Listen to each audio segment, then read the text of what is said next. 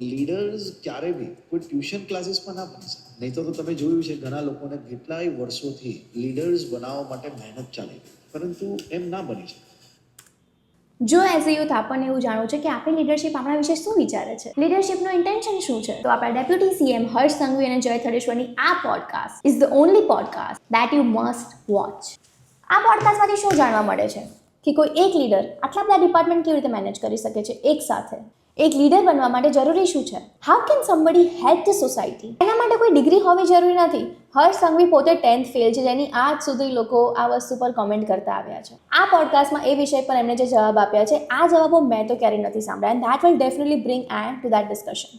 So if you have curiosity in learning about practical education versus academic education, this podcast is the one. આપણા નાયબ મુખ્યમંત્રીને આપણે હંમેશા ને હંમેશા એક પાવરફુલ પોઝિશનમાં જોયા છે, એક લીડર તરીકે જોયા છે, બટ એઝ અ હ્યુમન એ કેટલા ઇમોશનલ છે. એમની લાઈફમાં આપણા પ્રધાનમંત્રી શ્રી નરેન્દ્ર મોદીનું શું મૂલ્ય છે. આખા ફેમિલી બેકગ્રાઉન્ડમાંથી એક પણ વ્યક્તિ પોલિટિક્સમાં ના હોય અને 40 વર્ષની ઉંમરે ગુજરાતના ડેપ્યુટી સીએમ બનવું.